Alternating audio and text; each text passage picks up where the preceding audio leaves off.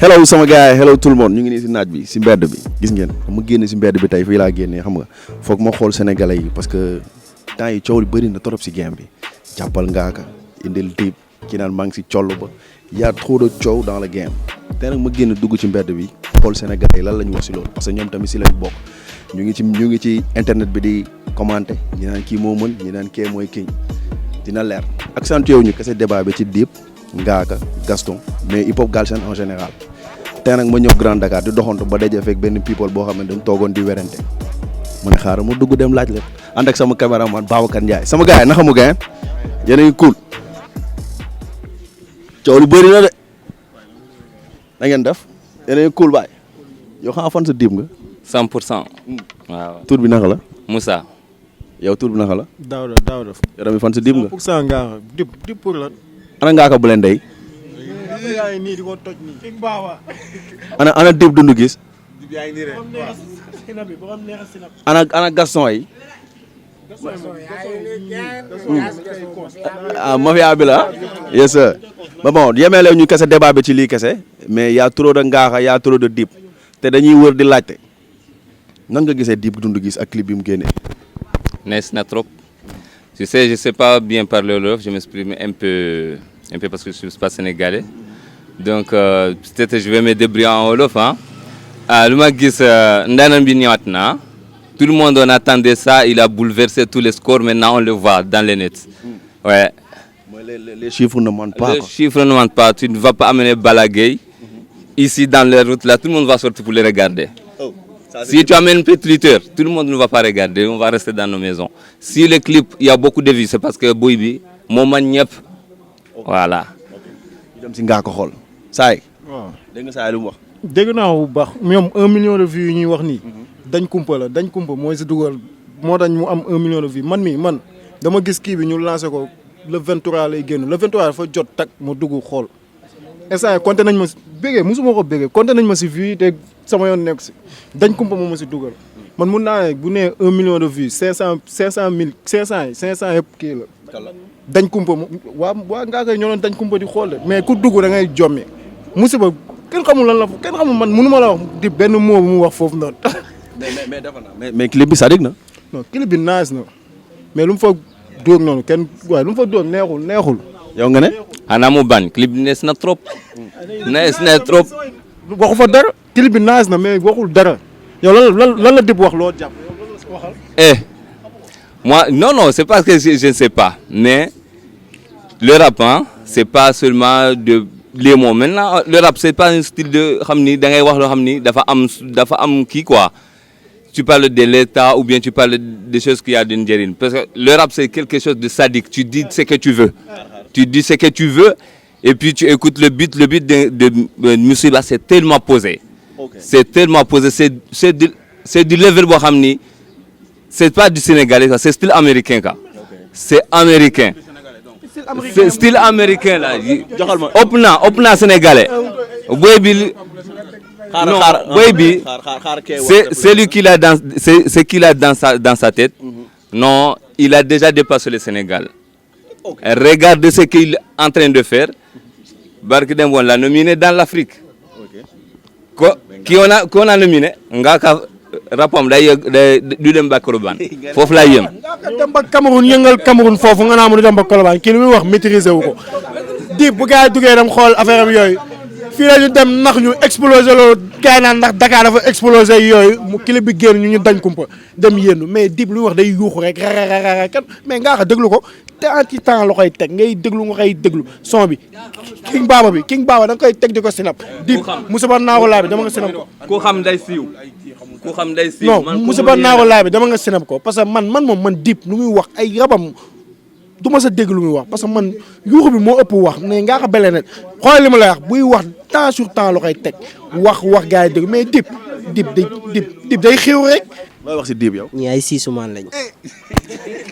supporter Ngaaka yëpp ay siisumaan lañ xamuñ li ñuy wax. Dip dafa professionnel nu muy rabee ak Ngaaka bokkul Ngaaka day wax rek. Dip lu mu wax bu ñu la tegalee ak si kaso Ngaaka bi ak si kaso kase nga bàyyi Dip ñetti yoon Dip loolu mënu ko dóor. waaw Dip kaso yaa ak si kaso maa ko bari affaire waaw dama naan léegi xamal moom demal naa xam nga yow yaa ngi wax loo xamante ni damay déglu yow ak si kaso xam nga lan la mi ngi mel ni yow nga xëy sangu ba set soo sa daal exemple def benn démarche dem fii ak Pikine bu ñëwee man la daaw tey sa tarasa nan la nga ne ma tey yeewu naa sangu naa waaye loolu waxtaan la exemple mi ngi mel ni man li ma def ci journée bi man ma waxtaanee ko loolu la rek lu waxtaan la rek ak si kaso waxtaan la rek lan la fa wax loo xam te ne yow amal na leen njëriñ du loolu de gis nga ak si kaso bi ngay wax moo gën a tuuti ci son bi Ngaaka dóor ci album bi moo ci gën a tuuti laa la wax de so boo dégloo albumu Ngaaka bi beneen boo dégloo albumu Ngaaka Blindé bi nga xam ne album bi c'est international du sax pour Sénégal c'est un album international dafa liggéey ci album bi c'est la première fois ma gis album mel ni au Sénégal te man damay gerte rap léegi ñu wax si donc je vais interpeller mon ami là pour lui dire que si tu as quelque chose, si tu sais bien quelque chose, tout le monde te cherche. Les grands sponsors, ils cherchent Dip. Tu as vu Pepsi ñoom Messi ay Pogba ñoo koy publicité. Tu vois peut-être Ngaaka day publicité Cakri ak Sow peut-être hein mais nous mais ceux qui sont derrière Dip ce sont des grands parce qu'ils savent que le petit il est meilleur. des grands comme qui. Regarde les sponsors. Regarde Tigo, Dip avait Tigo. Il a pris Itel. Il a pris Pepsi. Maintenant, comme me disent, Ngaaka, il a pris qui? Hana Chakriso. Il a pris qui? non kii li muy wax maîtriser ko Dip xam nañ nu mu demee xam na du ma nekk si émission bi di wax ñu ne si ginnaaw mais xam nañ waaye Dip lobby formation yi ñoo ne si ginnaaw loolu ñëpp xam nañ ko loolu dëkk bi yëpp loolu nangu nañ ko parce que Dip ay clip ay dëmm lay def ay naaw yow tamit waaye Dip xam nañ nu mu demee tamit. métaphore la des fois di nga def clip nga def métaphore la man maay kii. li may wax nii ñëpp moom si ñi xam na li may wax Dip ñu ne si ginnaaw xam nañ ko mais Ngaaka Blindé tamit gars bu ñu jël ay génne na kii mu def mu am 1 million de vues ak yooyu tamit temps bi demeewul noonu. Africa Awards mooy Uganda affaire bi Ngaaka nañ kii la Sénégal mooy représenté Sénégal Uganda. Ngaaka nan nga gisee Ngaaka Blindé ku nekk sa avis nay joxe rek dañuy wax personnellement man bu fekkee 100 personnes yi ñu tëkkale man son bu mu mën di def si album bi moo ma gënal Dip quoi wax dëgg fa yàlla waaw musiba bi mooy musiba bi kese mu fekkee musiba kese ñuy wax man incorrect ak King Baaw moom ma ko gënal. Dip mu ngi waajal projet. waaw projet la rek moom projet la ak projet fansam kon sam pose xam na ñuy doon ñu ne fans Dip yi ñu ni noos ñu def ñu ni noos mais son bi ñun wax dëgg gisuñu si dara. gis moom bu tëddee si néegam tegluwaat tegaat xilibam bi seetaan naa ko billaay dina xam ni gars yi fu ñu ko doon xaaree woon na yàlla il est passé à côté non mais tamit non dañuy waxtaan Dip gars yi dañu doon xaar son Dip bi yow leen na la ni son bi mënoon a dàq ko nii mais son Dip bi ci Dip joxewul dara dafa passé à côté parce que gis na ni booy bi génne na album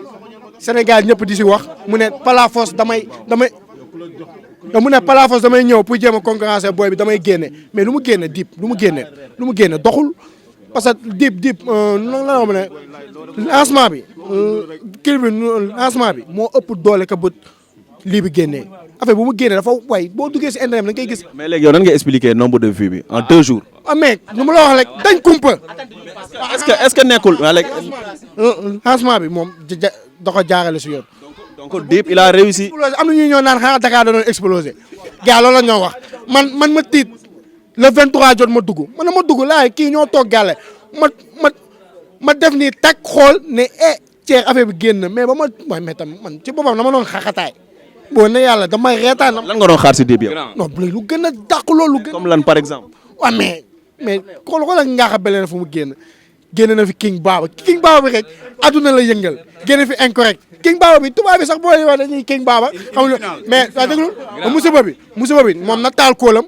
dugg sinab mu teg ko loo koy sinabee na nga koy sinabee King Baba da nga koy sinab di yëngatu musiba loo si sinab. Non. Attends, il a dit le clip là c'était du comment dirais-je ça en wolof du Del Kumpa xaw ma. Del Kumpa. Va regarder mon frère dans tous les clips de Ngaka et dans tous les clips de Dip qui a beaucoup de vues. Ah bay vues. Da ngay seetaan Metroglou. Da ngay seetaan Metroglou doo seetaan Cristiano Ronaldo ak Messi. ok mais tey jii xam nga kii maa ngi ñëw ci li mu wax kii nee na affaire de Uganda ngaa ko bële da tantaam la doon seeti Uganda yaa ngi comprendre c'est que nga tey jii Sénégal lañ nekk tey jii samay argument teg ma fen nga tey jii Sénégal kii su ma ko nee yow kan mooy sa équipe su ne immédiatement Real xamal ni contre na Barça tey jii kii yooyu la ñu war a baax dañuy waxante dëgg dañ ko war a waxante barki Seydina Mouhamed gis nga professionnalisme laa lay wax professionnalisme c'est plus pur que Dip li muy géem ka Ngaaka dañuy waxante dëgg Ngaaka non fi ma ko non da ngay xool Dip ay soom ni muy demee ni muy peser ni muy tegee mais booy Ngaaka baax a léegi ngeen commencé déglu Ngaaka ban incorrect la nga génne kilibu Dip yëpp incorrect bi du xool sax yeneen kiliba mi incorrect bu Ngaaka Blindé bi rek non incorrect bu Ngaaka Blindé bi génne ma benn rap galsen la ñu wax Dip lu muy def nii kenn gisu sa bopp fii rap galsen la ñu wax. mais bul wax loolu mais Dip il a fait des millions de vues. dañ kumpa la ñu ngi la koy wax sànq ba léegi. mais parce que kii sànq non dafa naan non sama gars yi non dama bëgg ñu recentrer débat bi parce que kii sànq wax na lu leer nee na Dip il a réussi son coup marketing bi nga ne marketing il a réussi donc tey yéen Dip moo leen poussé à ce que ngeen dem si yéen ñi fan sa Ngaaka ngeen dem seetaani ngeen dem seetaani. billaay wallaay loolu moo ñu poussé ñu dem. donc il a réussi. waaw mooy xokatal xam nga da leen xofal xam nga da leen xofal benn coup boo xam ne da leen préparé ñu xof dugg lan ngeen di dugg. bañ duggee yéen ñoom fan sa Ngaaka dañuy tiit mais ñun tiiruñu man affaire bi dama ci gis sama bopp ba nga xamante ni waaw booy Griezmann dafa mel ni Real ba mu jëndee Hazard rek ñëpp dañ ne Hazard ba mu ñëwee Real ba léegi tous idem que Griezmann idem que yeneen ak yeneen noonu la mel ni daf ñu xoqatal loolu nga mais xoqatal bi réussirul de parce que bañ demee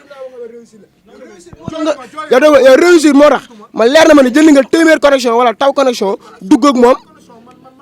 non mais loolu ku bàyyi noonu barke yaa c'est que Ngaaka ngeen war a fi ngeen ko war a place ngeen place Ngaaka ak Peuzzi la jamono yi foog na ma woon foog na ma tout ak xoola matadi moom pikki bu nga sànni ñoom ñi fan si Ngaaka sax xamuñu ko. man pik lañ ko sànni. moom pik bu nga sànni xamoo ko moom day gunge rek ni frère Michael Scofield ci jeel moom day gunge rek mu ngi. baa ma jël kii muy classe da ngay gëm sa bopp xoola gis nga ñoom plus de xaw ma yéen ñaari personne ci benn nit. mais Dip mu ngi classe matadi kay ñoom ñaar kon nañ jël combat bi ñoom ñaar la. du clash comme clash la comme man maam envie clash la c'est que da nga clash pour mu gëm boppam dem uti yëfu boppam dem beru dem géem-géemam. du question ay 10 personnes contre affaire de label la comme label Dip ni ñuy koy concurrence ak labelu Ngaaka loolu kese la affaire du question ay Ngaaka benn ak labelam ak Dip kese de Dip affaire de label la Saba Peuzzi ñoom BMG ñëpp yéen ñëpp yéen a fort affaire loolu la man xam laa bëggoon wax ci affaire de sponsor yi laa bëggoon wax sponsor du dugal xaalisam ci zéro affaire de nombre de vues la ñuy xoolee pour dugal seen xaalis du question ay kii dafa ay ma koy sponsorisé ñoom dofuñu. bon sama gars bon est-ce que léegi game bi tollootul ci est-ce que mën rap rek ça suffit quoi est-ce que léegi nekkatul staff bi mooy def liggéey bi gën a important que rappeur bi. ak question de fond gis nga fond ci la am moo ni gis nga xaalis tey jii boo amul xaalis doo def dara bu la loolu affaire de lobby ñoom loolu imagination la gis nga loolu noonu gis nga ñoom yi ñuy wax affaire de imagination la ak affaire de yoo xam ne dañuy toog seen gaale xalaat ni Dip léegi lii tey jii boo fi yow boo xëyoon am astuut sax ñu dëkkaloo foo dëggu ñu ne la lii nga wala lee nga wala c'est que ñun ñoo war a bàyyi yooyu noonu Dip akam ak gëddëm dañ ko war a jox barki Serigne Bamba Mbacke yóbbu na rap Sénégal foo xamante ni ñoom duñ ko mën a xam parce que ñoom ay fans Ngaaka lañ moo tax duñ ko mën a xam léegi ñun ñii di ko cons wala ñun ñii di ko dund ñun dañ koy xam Ngaaka dina uti moroomam wala mu xooli leneen lu mu def yaa ngi dégg moom album bi benn son moo ko ci may changé muy King Baba bi te King Baba bi bit boobu noonu rof ci xaw ma ay tama la ci rof xaw ma ay tabala la ci rof loolu noonu moo indi affaire bi barki sant moo tax mu neex si nap déedéet ay tabala la ci rof ak ay tama moo tax affaire yi jug barki Seydina Muhammad man rap laa lay wax ak question da wax Dip moo dàq bind ci xam nga dañ ne Sëñ Touba dàq bind ci àddina rap Galsen Dip ci dàq bind barki Sëñ Touba rap Galsen xam dañ ne Sëñ Touba dàq bind ci àddina lim bind kenn doon ko bind mais rap Galsen Dip ci dàq bind da ngay xool moom ni muy waxee kan lama yéen ki nga pik ki nga Dip moo lay sànni ay pic yoo xamante ne ah yow mii autour de yow doo posé wu sax la question ah. ok ñu jël grand bi xaar pic nga wax quoi booy wax pic est-ce que jaawale woo gaaruwaale ak bind parce que boo nee Dip moo dàq bind ci rap Galsen parce que yéen débat bi da ngeen ko centré ci ñaari nit kese léegi fan ngay def la am na benn boy soo deful nag fii yéen ñëpp kenn xamu ko njool la tudd njool la quoi rappeur la mi ngi fii Dip dàq ko bind waaw parce que mooy li ma la wax mooy da leen poser question mais tontoo leen question bi dafa leen poser question mais au lieu que ngeen tontu question bi yéen confrontation ngeen di def da ngeen jël ñaari nit di leen kii tey jii nii bu ñu jëlee Dip ñu jël Ngaaka man du ma fan sa Dip du ma fan sa Ngaaka man nouvelle génération bi du ma ci fan sa kenn parce que déjà man old school la man j'ai 40 ans donc je ne peux pas me permettre tey may dugg ci ay kii formation la wala kii lee la mais su dee liggéey ñu xool ku jugee 1 jugee 2 Ngaaka ñëw na fii Grand Dakar Ngaaka ñëw na fii Dip ñëw na fii Ngaaka ñëw na fii au nom de Prophète Dip ñëw na fii au nom de Ibabou Rapadio te donc kon fii temple hip hop la temple rap la tey moom am na kenn ku mu wax mu ne la Gaston c'est un old school la donc tey yéen waxoo leen rap yéen affaire fans ngeen di def affaire nawetaan bon li ma leen déggee ngeen wax quoi affaire nawetaan ngeen di def kii quand il parle de vue mën nga wane lu baaxul et mu am des centaines de vues ngeen baal ma si terme bi porno baaxul ñun ñëpp xam nañ ne baaxul dañ koy seetaan wala duñ koy seetaan loolu beneen débat la mais baaxul et pourtant day am ay millions de vues dégg et curiosité boobu booy bi di wax et mën na nekk et waxuma la curiosité sax mais man dem naa xool musiba dem naa ko xooluma ko par rapport ak curiosité xooluma ko par rapport ak booy bi lan lay indi mais c'est un jeune c'est un sénégalais génnee na produit et vues yooyu comme que day compter ci comptam man ma dem may ko loolu parce que ça ne me dérange pas et ni ma koy defalee noonu laa koy defalee Ngaaka noonu laa koy defalee keneen tey Simon c'est un ami quand il sort quelque chose damay dem xool ko pour mu am ci dara dama koy partager donc. léegi comme question bi ma posé kii nga rebondir foofu noonu côté staff bi ban importance la am ci est-ce que léegi game bi tollatul ci staff moom mooy def artiste bi. vu Dip par exemple parce que kii sànq wax na ko nee na communication bi gars yi def autour de ça Dip nee na moom communiqué wul là-dessus mais tey gis nañ teaser bi am ay bomb gisoo moom nee na looloo tax da doon xaar bomb bi fan lay dal est-ce que du staff bi ak ñoom niñ toogee looloo tax tey genre staff bi ban importance la am ci loolu. waaw déjà artiste bi day def boppam d'abord ba pare déjà day nekk artiste te Dip loo wax esprit créativité boobu am na ko y a une grande différence entre un rappeur ba ngeen di wax dañu leen déglu y a une grande différence entre un rappeur et un artiste Dip esprit créativité boobu am na ko léegi nag après beneen liggéey bi staff bi di def loolu c'est un fait staff bi tamit ñoom ñoo lay parce que ñoom ñooy décrocher les contrats ñoom ñooy décrocher yenn label yi ñoom ñooy décrocher les concerts ñoom ñooy décrocher lu bari yow mënoo ko doxal sa bopp donc boo amul staff bu baax tey am na loo xamante ne mënoo ko def xëy na nag bu ñu nee Dip ñu ne Ngaaka xëy na foofu la balance bi di koy xëy na Dip am na staff bu gën a kii Ngaaka xëy na loolu tamit loolu mën na nekk favori Dip et loolu boo ko amee tamit da ngay sant yàlla parce que man tey jii nii su ma def benn mbir su ma amee staff boo xamante ne mën nañ ma jëlee numéro 1 yóbbu ma numéro 10 tey dama koy jël. parce que débat bi ma xëy def début bi dama ne rap Galsen en général tu vois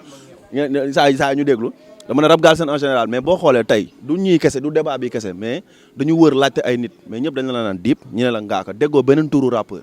tey mun naa ne game bi tey foofu la toll ñoom ñaar ñoo finalu comprendre nga lan moo tax loolu noonu kan mooy king bi ku nekkaa ngi woote king selon yow après ma ñëwaat si booy. man boo ma waxee king pour ñoom ñaar wala rap Galsen non honnêtement ñoom ñaar mënu ma wax kii mooy king parce que déjà pour mu nekk loolu damay honnête quoi donc soit su ma nekkoon fan sa Ngaaka honnêtement damay wax Ngaaka mooy king bi parce que loolu laay gis su ma nekkoon fan sa Dip tamit loolu laay wax malheureusement du ma ci fan sa kenn ñoom ñaar ñëpp du ma ci li may déglu ngaaka sax moo ëpp foofu li may déglu Dip parce que tamit man damay déglu texte damay déglu lyrics bi daf ma amal njëriñ technicité bi tamit daf ma amal njëriñ donc tey Dip il est technique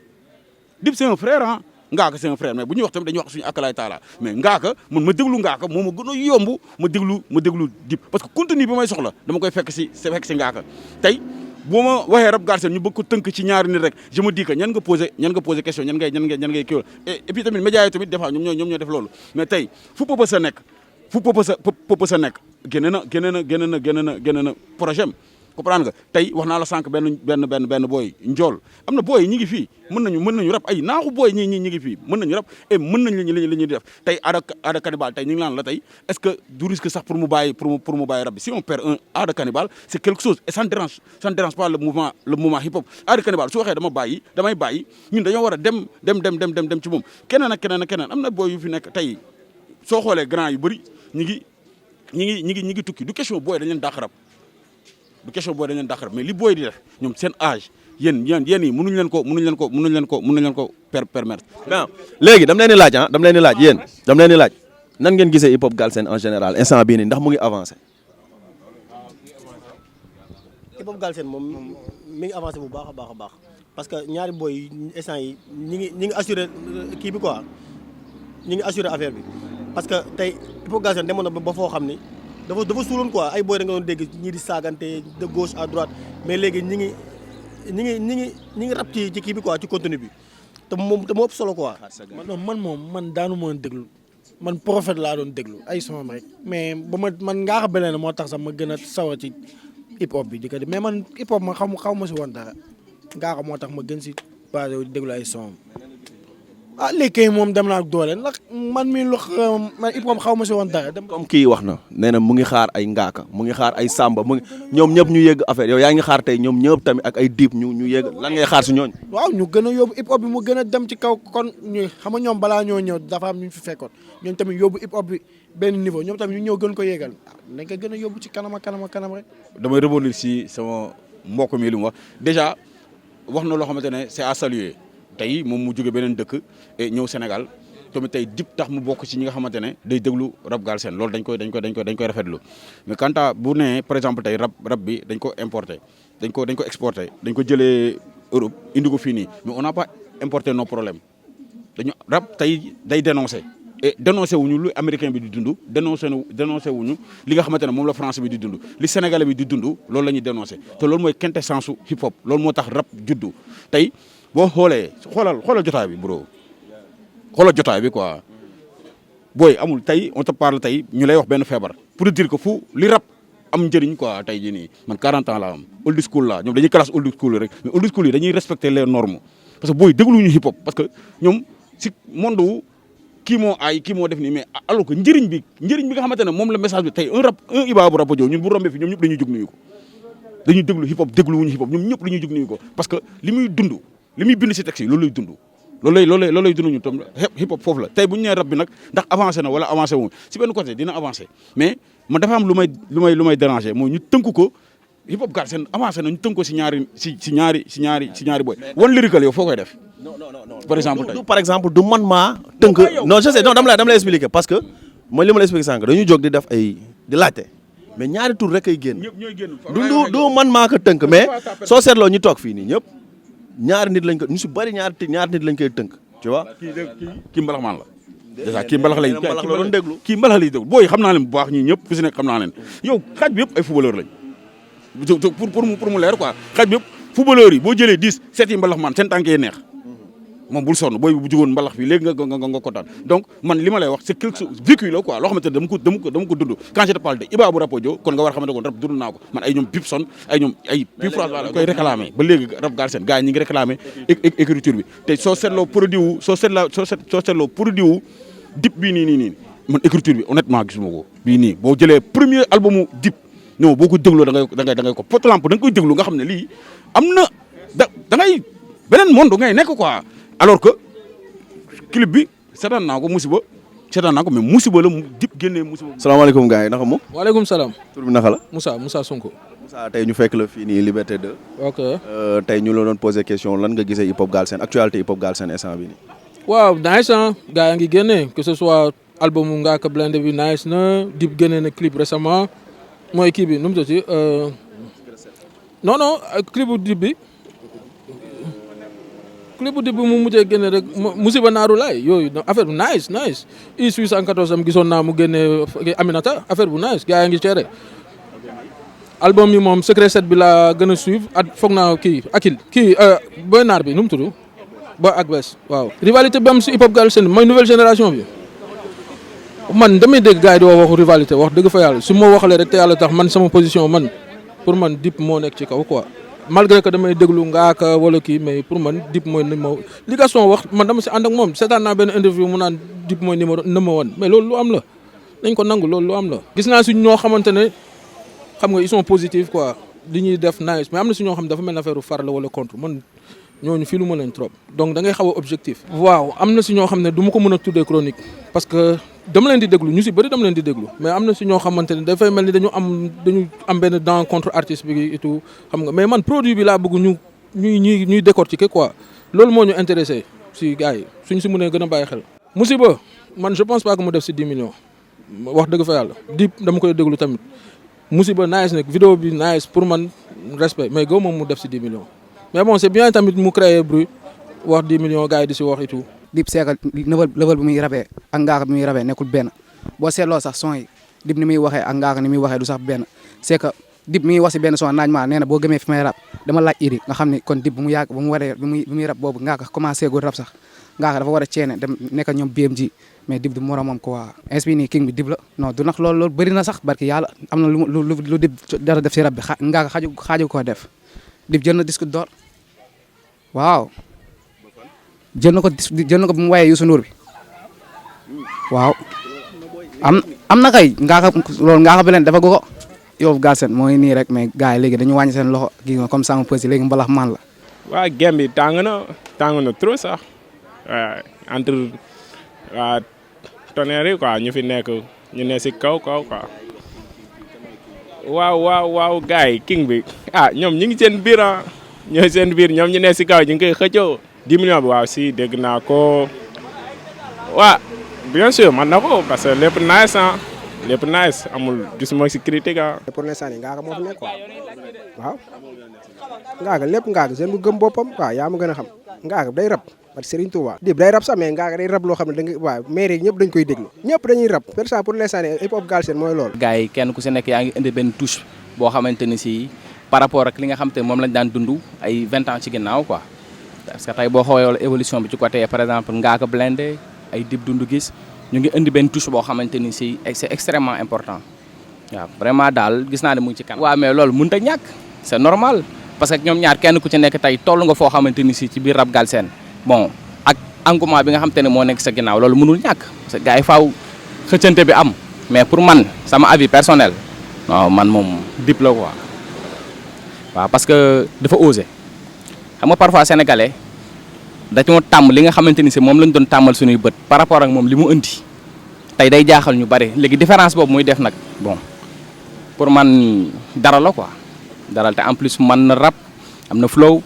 dëgg yàlla mu ngi teg lépp loo xamante ni si mu ko war a 10 millions bi non nice man de wax dëgg yàlla li ñenn ñi di critiquer man pour man clip bi nice dëgg yàlla clip bi nice boo gisee na xëy na parfois attente bi parce que nit ki moo ko waral talent bi nit ki am amaana moo tax kenn ku ci nekk naan noo xaaruma woon li wala xaaruma woon laa mais peut-être ñi xam carrément ñi nga xam te ni xam nga am na ñoo xam te ni dañuy suivre rap nii rek mais ñuy dund rap carrément non xam nañ exactement non il est super dëgg yàlla il est super bon mën na am na talent xam nga te tamit yàlla tàccu na ko waaw bon album bi Secret 7 bi bon je peux dire que ni déglu ma lépp mais li ma ci jot a déglu non neex na vraiment am na talent il est super. instant yi coow li bëri na trop mais ñëpp gars yi yëpp soxorul instant yi xam nga ne instant yi Ngaaka mooy le king waaw Secret 7 instant yi gis nga ni mu def dëkk bi la mën a fépp waaw instant yi ñëpp a koy get lu mbool soxor xam nga ni instant yi moom instant yi Ngaaka moo téye king waaw loolu mënul ñàkk ay concurrence lañ quoi mook Dip waaw xam nga mais Ngaaka xam nga rek li ko xaw a tardaloo tuuti xam nga ko mooy jël bi mu daanoon am na lu mu ko may am na lu mu ko xañ yaakaar naa moom li mu ko may moo ëpp fuuf waaw instant yi moom xam nga te am na lu muy prévoir même démb rek maa ngi koy suivre ci YouTube bi nii nee na mi ngi waaj a génn waat lu garaaw nañ ko xaar ñu fan si. waaw clip bi Dip bi mënuñ ci def dara lu apprécier ko comme artiste la bu génnee dara xam nga dañ ko war a apprécier loolu wax ko mu gën a jóob quoi xam nga mais kii clip bi ñun niñ ko doon xaaree man bokk yëg mooy sama bopp carrément quoi waaw ndax moom dama dégg mu naan fere na ci plus de 10 millions te clip bi boo ko xoolee man du la jaral sax yooyu noonu quoi waaw mais paroles yi moom nice waaw gën a parole nice waaw. waaw hip hop Galsen léegi gis naa ci avancement gis naa innovation quoi parce que léegi gis nañ ay rappeurs yu ndaw xam nga di wane si de grandes choses quoi léegi temps yi King Baba la waaw mooy boobu secret set bi déglu nga ko mooy rëbët dëkk bi waaw foofu laa ko teg parce que son bi dafa neex da ngay gis gars yëpp di ko get naa si moom. Musiba ak 10 millions yëpp déglu naa ko non son bi classe kese la boo xoolee day classe mais du ci wax kenn turu kenn. gis nga Omzo temps yel dugoon na si benn interview di ko saaga parce que Omzo xam na ni rappeurs yi lay waxal mais Dip instant yi rabam day classe quoi classe lay def instant yi nii classe mais tontante quoi mais du wax kii laay waxal day foyante man pour man mënoon naa toog ba si kanam quoi door gën a joob door a exposé parce que instant fu mu exposé ak kiiwam bi son mi baaxul dafa fekk King Baba di explosé. j'ai vu que ils sont tous motivés moom képp pour Dip moom man si man moom mooy king bi moom. parce que moom boo seetee d'après li ñu énuméré li mu wane si wàllu rap moom moo gën a motiver gars yi quoi si li ma gis waaw man moom loolu laa gën a gis. non loolu amul loolu mënul nekk instant yi même loo soxor artiste yaa ngi artiste ngi mel ni wan la rikal yaa ngi tamit apprécier album bi ay yeneen artistes yu bëri yoo xam ne Ngaaka mi ngi def ak ñoom mi ngi def am ñoom ay son yu nice waaw gars yi yëpp instant yi album même loo soxor même loo supporté Ngaaka xam nga ni kii instant yi moo téye boom bi waaye. non man loolu moom mën naa sox xam nga Ngaaka moom mën nañ ne ponkal la tamit quoi parce que d'après moom lu mu demee si jeel bi après mu ñëwaat wanewaat boppam maanaam dafa gën a kiiwaat boppam quoi dafa gën a innover boppam waaw te loolu moom ñun gis nañ si loo xamante ne nekk na ponkal quoi mën nañ ko si kii daal mën nañ ko si réhabilité benn côté waaw gars yi ci fépp dafa mën gars yi fekkee ci cadre freestyle xam nga ne mooy papay gars yi moom loo ko jox ay dàll ay caaf loo ko jox moom da ci freestyle ay moto oto yu weex tout loo ko jox moom da ci freestyle waaw maa ngi leen di ñaaxaat comme xam rek ñu gën a liggéey pour Galsen sénégalais dem niveau international quoi loolu laa leen di xaar. waaw man lu may wax mooy nañ ko côtoyer international quoi parce que gis nañ Ngaaka dem fi génn ba dem Cameroun xam nga tourné fa loolu geste bu nice la loolu day attiré ñeneen comme day ay artistes nigériens ñëw fi xam nga door ak suñu artistes yi ay featuring loolu mooy avancé loolu suñu musique mais dañoo war a bàyyi concurrence bi jéem a booloo nekk benn quoi artistes yëpp di doorante ay featuring loolu moo yóbbu suñu musique si kanam quoi mais pas ay di classe santé fii classe pour man benn level la quoi en fait.